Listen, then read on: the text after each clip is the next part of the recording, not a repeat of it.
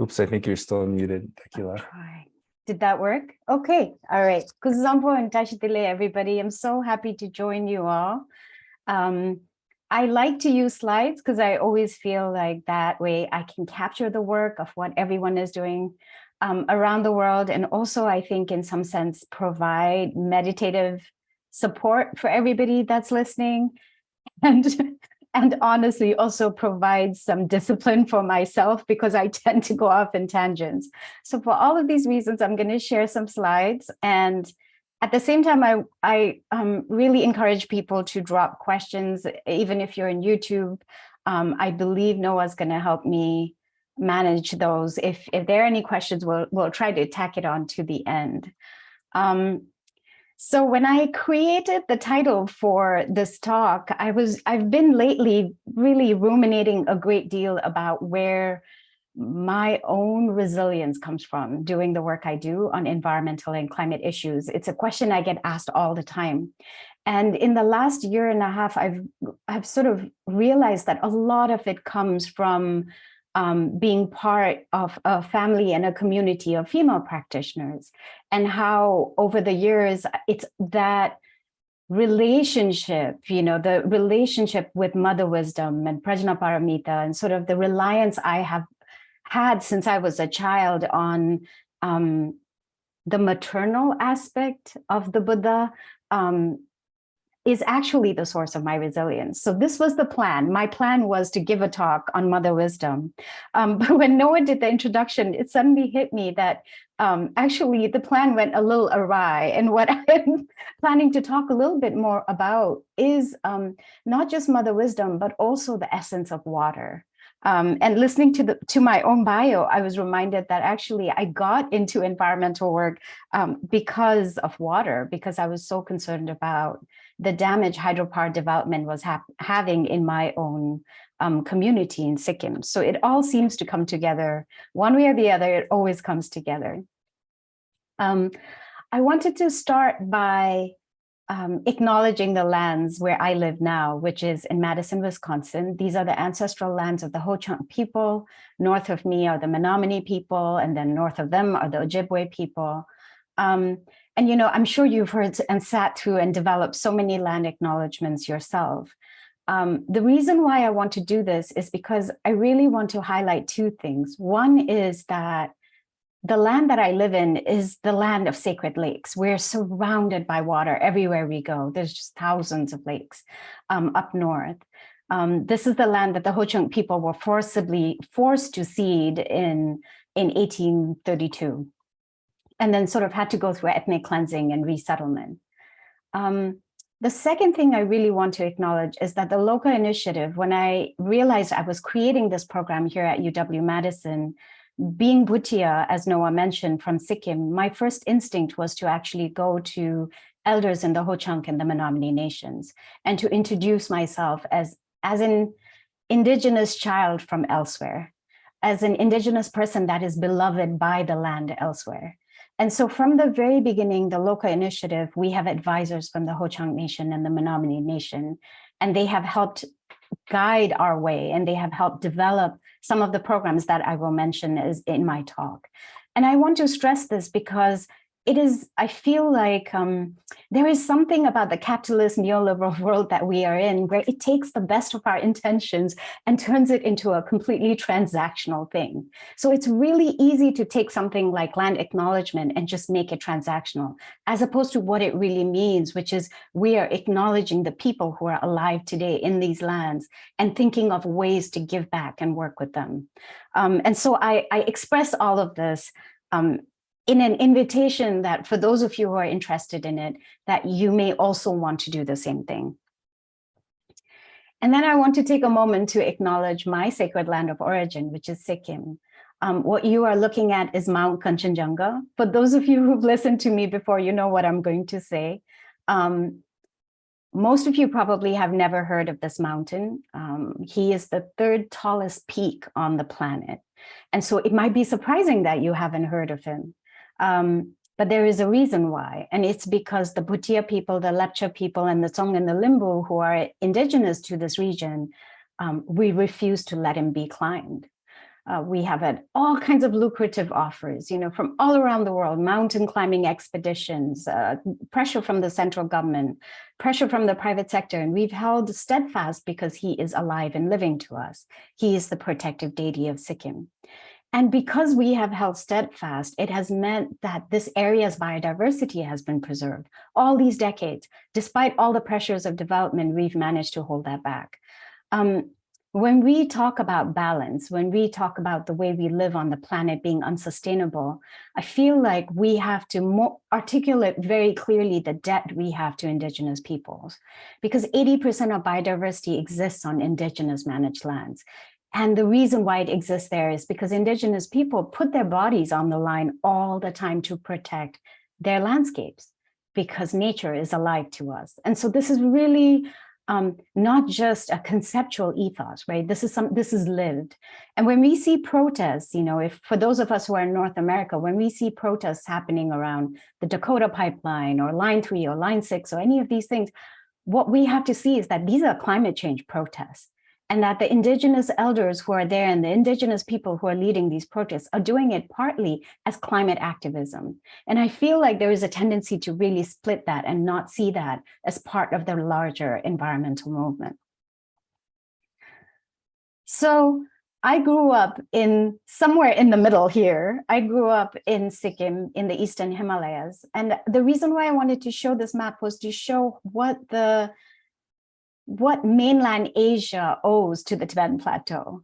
So what you see basically are all the major rivers that emerge, are born in the Tibetan Plateau. So, going, I guess, from my left to my right, you have the Indus, the Ganges, the Brahmaputra, the Irrawaddy, the Salween, the Mekong, the Yangtze, and the Yellow Rivers. We're talking about almost 2 billion people that live in these watersheds. So when we talk about climate change, when we talk about something like, global temperatures are rising, right? Glaciers are melting. When it happens here in this area, it actually ends up impacting over 1 billion people. And I say this to kind of bring up how we culturally, when we talk about Tibetan people, we imagine them in this really dry, arid place, right? When we think about global warming, we have very specific ideas of what they mean. But because we're all interdependent, because we are part of an ecosystem, everything affects everything else. So when the temperatures rise elsewhere in the world, and it's much higher in the Tibetan Plateau, what it means is actually flooding and droughts downstream, right? And so one of the things that's really beautiful about being an environmental scientist and being a Buddhist is that it's one and the same thing. I feel that all these years of studying ecology has meant that I've been studying Buddhism all along. And all these years of practicing Buddhism has meant that I've been studying ecology all along. So some of what I present to you will feel really natural because that is part of the Buddhist worldview. And some of it, I hope, will be activating for those of you who are not activated on climate change. This has been a really difficult couple of years for all of us. All of us have suffered. When I saw this headline, somebody sent me this headline, actually. Somebody took this photo and sent it to me. And this came out last year. And somebody said, well, your job is done. And it was kind of a joke, right? That the New York Times finally had this headline which said climate change is here and everybody should be panicking. And this is something we really should be worried about. And it was written by Samini Sen-Gupta, who's a great environmental writer. And I remember feeling actually acute despair when I saw this headline, because it felt like, okay, finally, people are waking up to climate change. And they are waking up to climate change for all the wrong reasons, right? They're waking up to climate change because all of a sudden, the message has arrived that it's going to affect the affluent countries. The message has arrived that affluent people are not safe.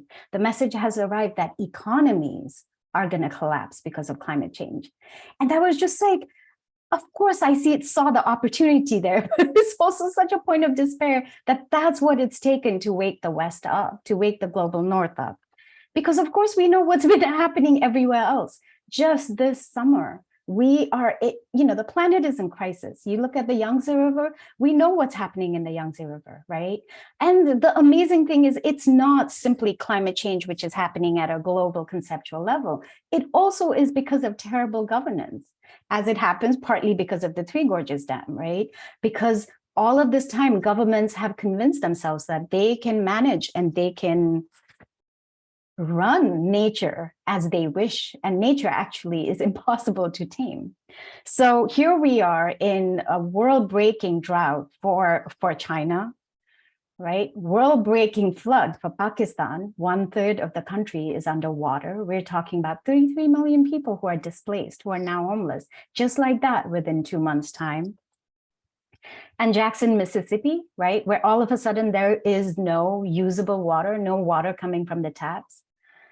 And so going back to that headlines, I think one of the things that I really struggle with is that while climate change has arrived, affluent people will always find ways to protect themselves. Because the city that is most impacted right now, the city in the headlines, 80% of Jackson is Black, right? It's countries in the global South that are really suffering and struggling with no ways of mitigating the impact at all. I'm not putting aside the 45 million people in the West that are right now really suffering because of the heat waves, but I thought how incredible it is that water, this planet that is made up 75% of water, that water is the thing that's tying all of these climate change impacts together.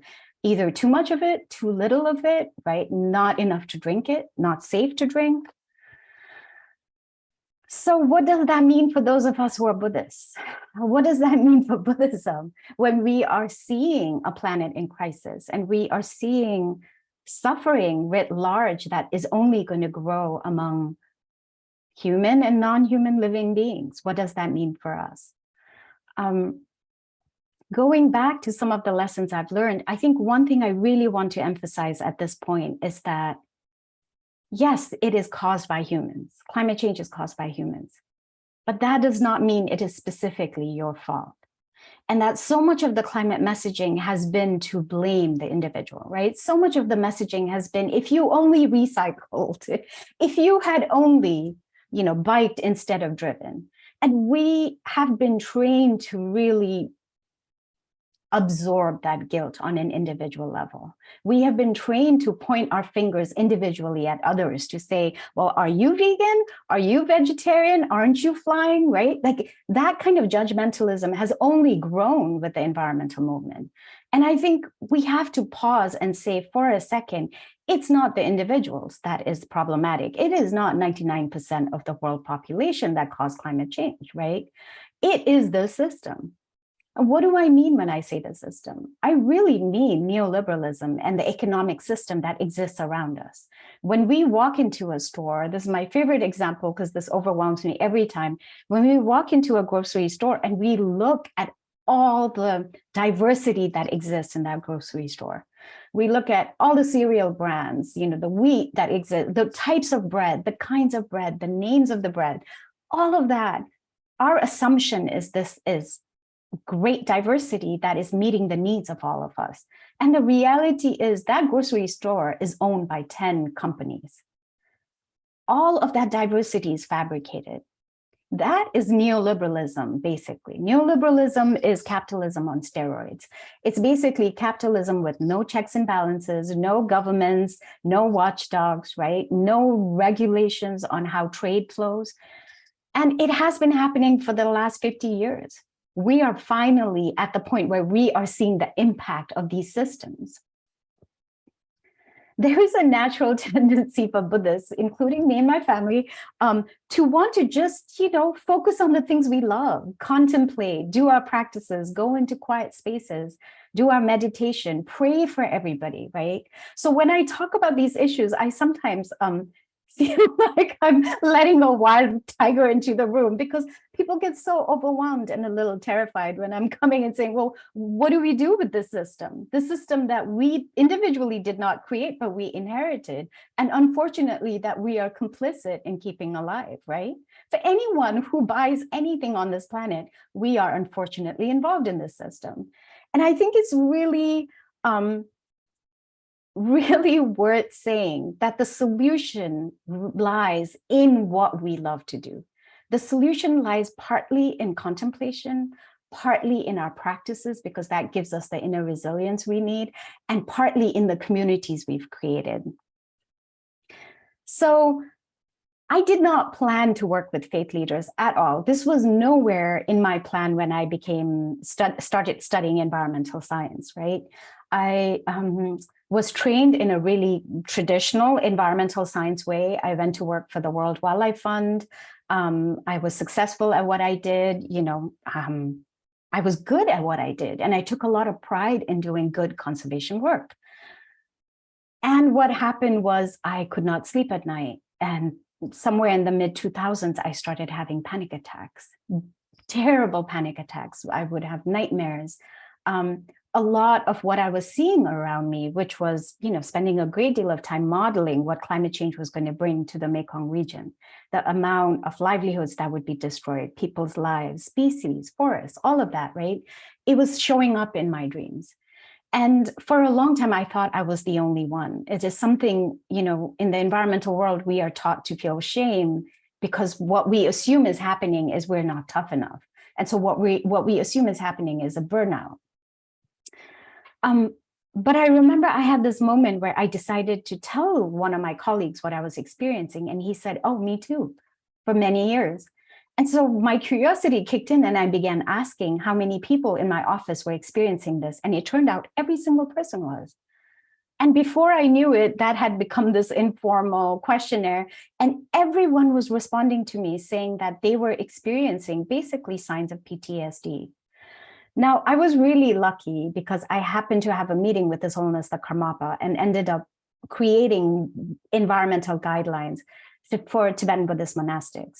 And the work that I did with the monks and the nuns in the Himalayas was so energizing and so inspiring because they immediately got it. They immediately understood what the crisis was and wanted to act. And it ended up catapulting me into this faith-based work. And that's what I've done ever since 2008.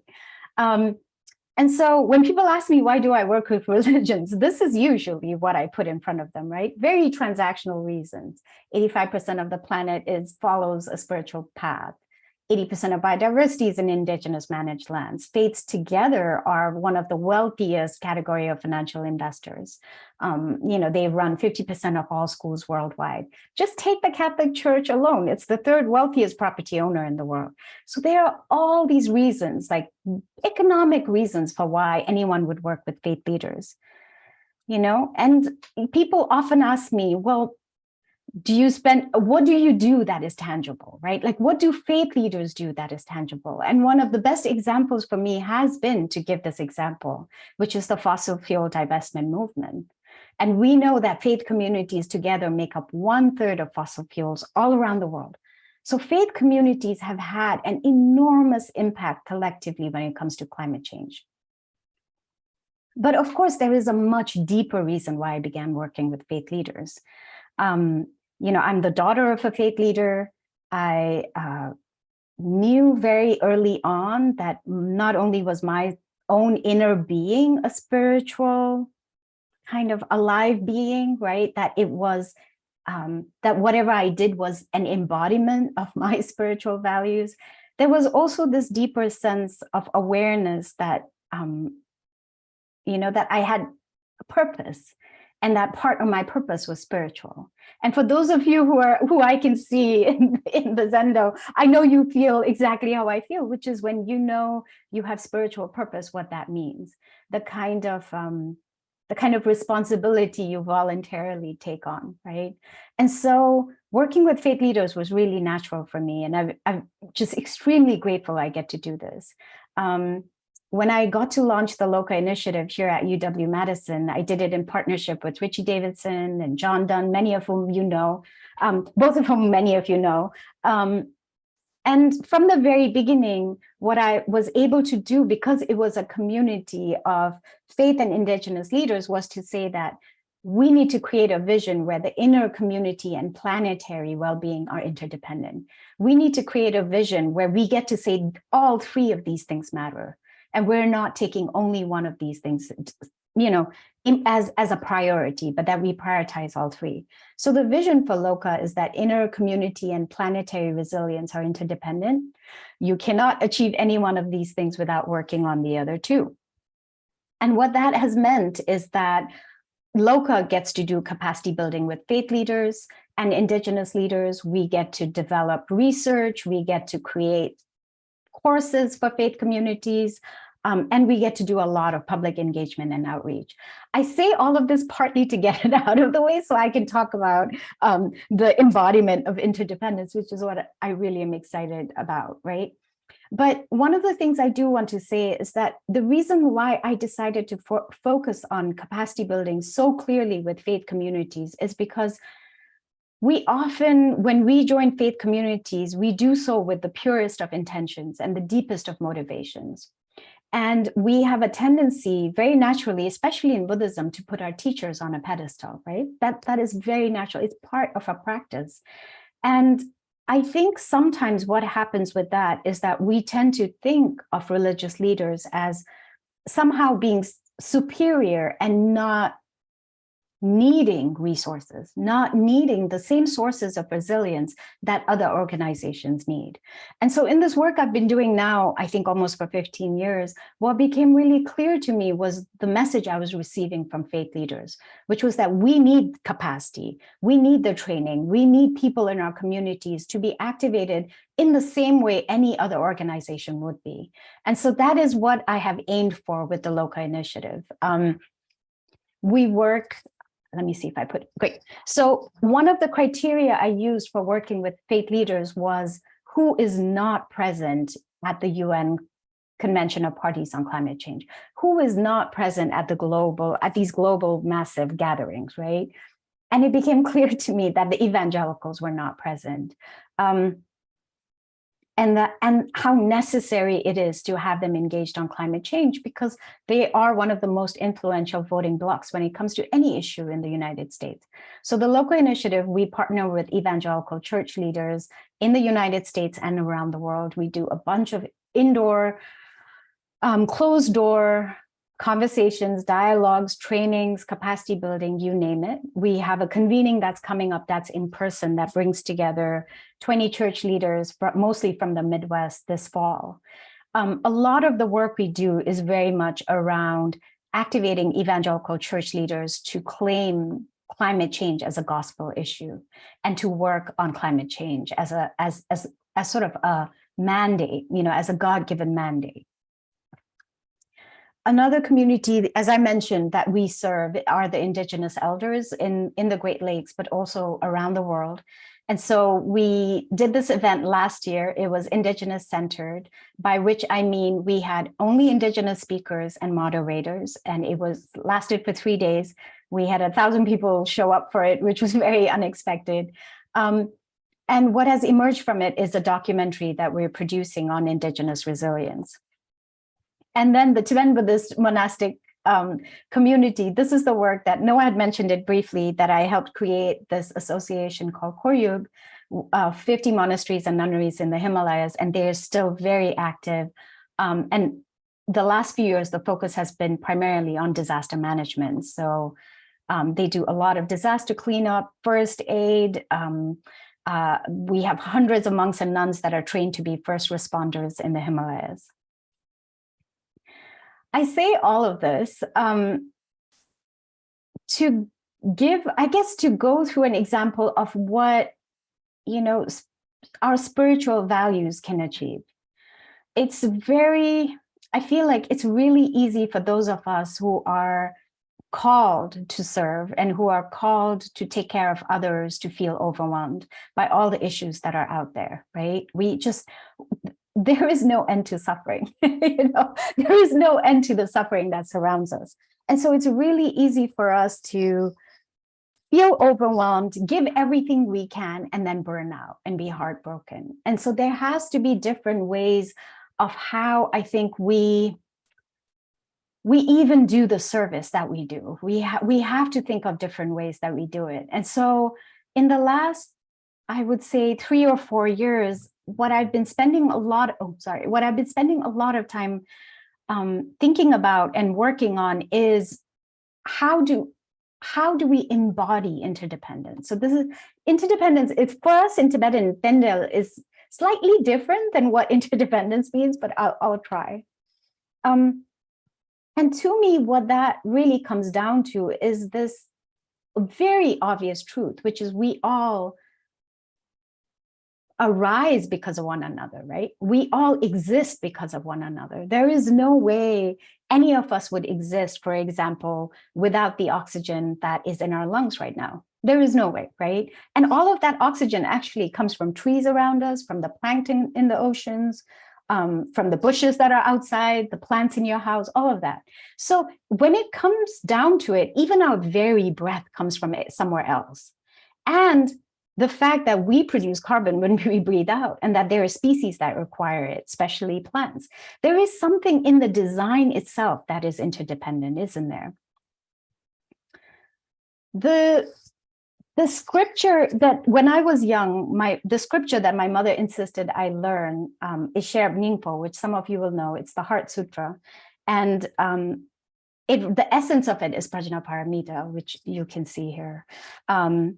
And she is often referred to as Mother Wisdom, because what Sherab Nyingpo is about is really, it's two lines, right? Form is emptiness, emptiness is form. That's what it comes down to. And when we talk about interdependence for us, a lot of the interdependence that we are taught to meditate on is supposed to lead us to a very compassionate understanding of emptiness, right? We are never taught emptiness on its own. It always begins with interdependence.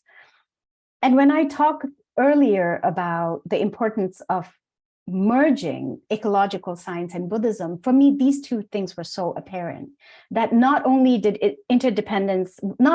interdependence the cellular basis of life, right? But that emptiness was also the cellular basis of life, because none of us could exist by itself. And I think at the end of the day, this has been the source of all the resilience that I could find within myself, and that I can offer to the faith leaders I work with, to the communities that surround me, and when I give talks, which is that we have to be able to walk with interdependence in one hand and this wisdom of emptiness in the other hand. And I say that for obvious reasons. When we are looking at issues like climate change, what becomes really, really apparent to us is impermanence, right? This is a saying that I heard Roshi Joan Halifax teach a few years ago, and it just really stayed with me, because this is, of course, something that makes a lot of people panic if we were to say this. Well, you're on this boat, the boat is going to sink. But for those of us who have, like I said, we're called, for those of us who actually were called to serve, we're called to ameliorate suffering, we're called to protect and to heal, this can also be a source of strength. This can also be a source of resilience. Because if we go in knowing this, we are better prepared than anybody else. The image on the right is what is called a bug out bag. And I thought I'll tell you the story of something that happened to me. So a lot of the training I did with the faith leaders, especially in sort of, the late 2010s, was around disaster preparedness. And because I was living in California, it felt really personal to me, because, you know, there were earthquakes happening all the time. You had to be really aware of where you were. You know, we had wildfires and this constant fear of the 100-year tsunami that everyone's braced for in the West Coast, right?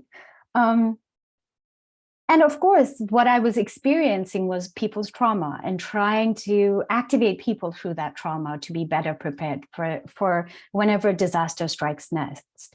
And so every time I came home from these training trips, what I would do is go through my own bug out bag. And a bug out bag is something that you have prepared expecting some kind of major tragedy or you know, let's say a storm or an earthquake or some kind of epic disaster, right? Where you have to pick up everything that is important to you and leave. And so a bug out bag is that thing that helps you survive. It's your survival kit. So I would come home and I would just repack my bug out bag. And that ritual became something it was soothing for me. It made me feel as if in the process of doing that, I was packing my trauma away, right? I was kind of taking all this pain and this anxiety that I had and sort of able to process it and pack it away. And then lo and behold, an earthquake actually happened. And I had to pick the bug out bag. And it turned out I could not carry it. I had packed so much into this bug out bag, I could not lift the darn thing. And so here I am trying to go in the safe space that I've allocated with all my disaster preparedness training, told my spouse where I'll meet him and done all of that. I'm realizing that this bug out bag that is filled with all the things that I've decided are precious is actually way too heavy for me to take for more than even, I don't know, I barely made it out of the building. It was such a great lesson. It was such a fantastic teaching. It was a Dharma teaching, right? All that time that I spent kind of being attached to my trauma and being attached to my fear, I forgot that it was the attachment that was in that bag. That bag literally was the manifestation, the embodiment of all my attachment. And to have to leave it behind and keep going in a disaster was the greatest gift. It was as if like one of my teachers showed up and said, here is your practice for the rest of your life now, and so I think this realization that the boat is going to sink, and then this realization that it is our attachment that is holding us back. It is the attachment that is causing the suffering, right? I don't mean the original suffering. I mean the attachment to the suffering is the suffering itself, isn't it? And so that has been such a freeing experience that I started offering it to all the Dharma communities I speak at, because this is the greatest lesson I think that working on disaster preparedness could have taught me. It is that in some sense, we have to let go of our own attachment to what we imagine are solutions, our own attachment to how we think we should show up as caretakers, our own attachment to what we imagine is the right way to solve a crisis. And the important part is to just show up. That is the essence of all the teachings that I've ever received, has been that the important part, when I say the embodiment of interdependence, the interdependence is actually not the most important part. It is the embodiment part. And just showing up is enough.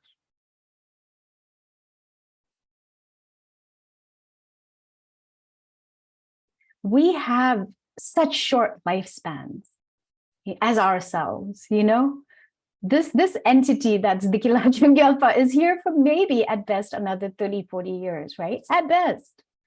And so it can be something that is so freeing as opposed to something that is frightening, right? That choice is available to us in itself, right here in front of us. We get this choice to say that this frees me rather than this fills me with fear.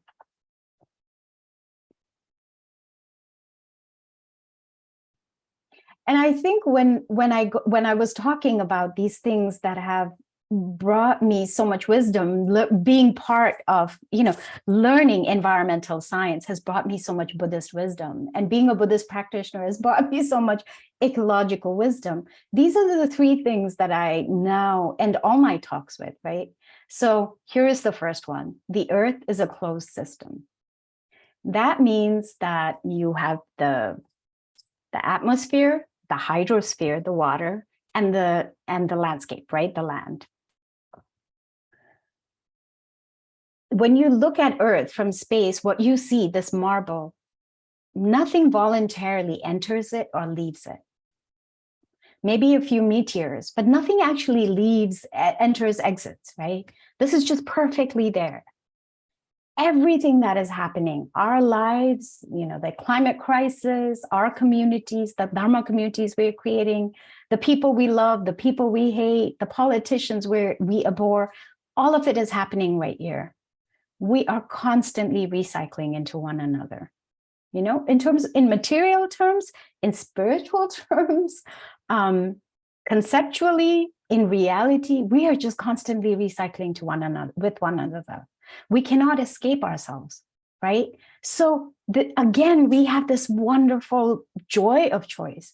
We can either lean into that and embrace interdependence, or we can say we absolutely will continue to other everything and everyone on the planet and be extremely unhappy because we are going against this law of nature.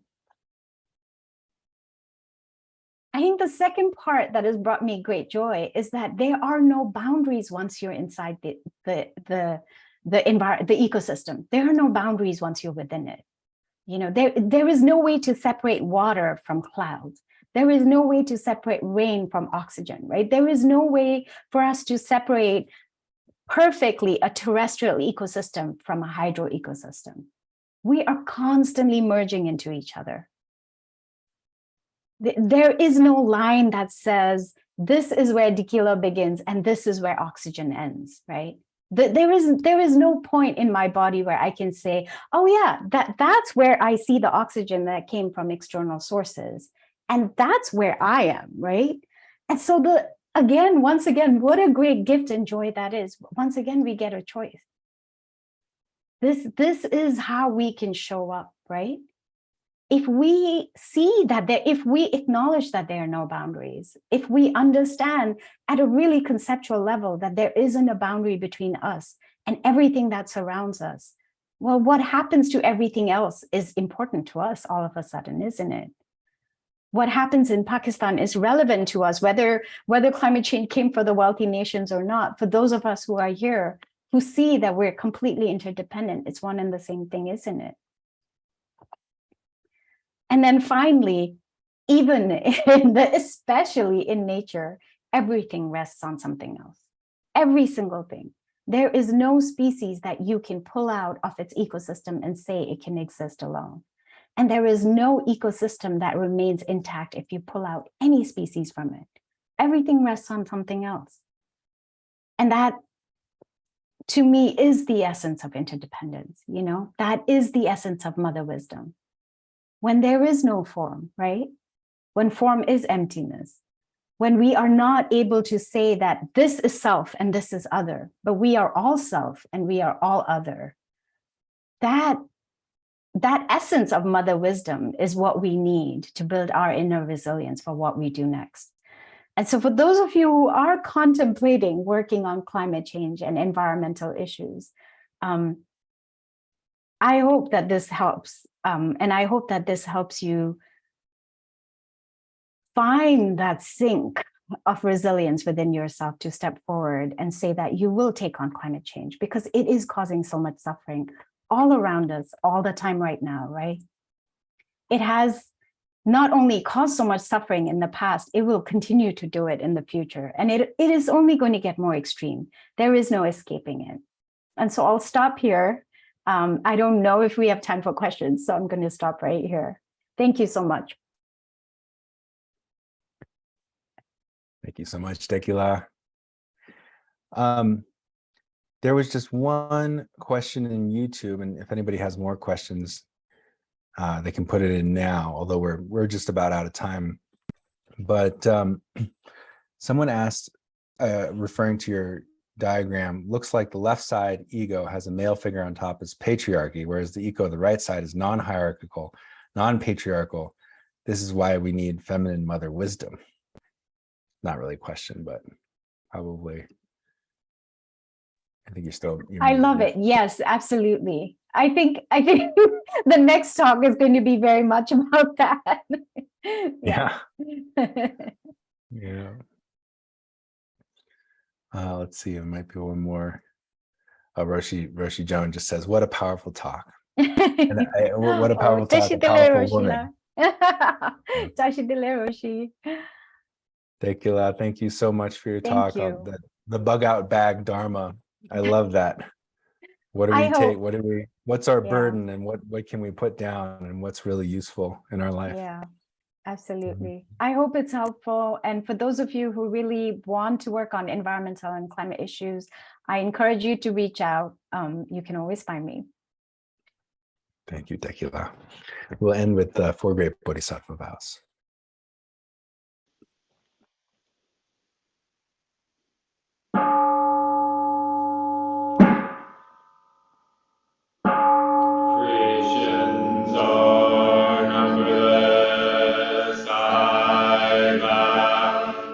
free them. Delusions are inexhaustible. I vow to transform them. Reality is boundless. I vow to perceive it. The awakened way is unsurpassable. I vow to embody it. Creations are numberless. I vow to free them. Delusions are inexhaustible. I vow to transform them. Reality is boundless. I vow to perceive it. The awakened way is unsurpassable. I vow to embody it. Creations are numberless. I vow to free them. Delusions are inexhaustible. I vow to transform them. Reality is boundless. I vow to perceive it. The awakened way is unsurpassable. I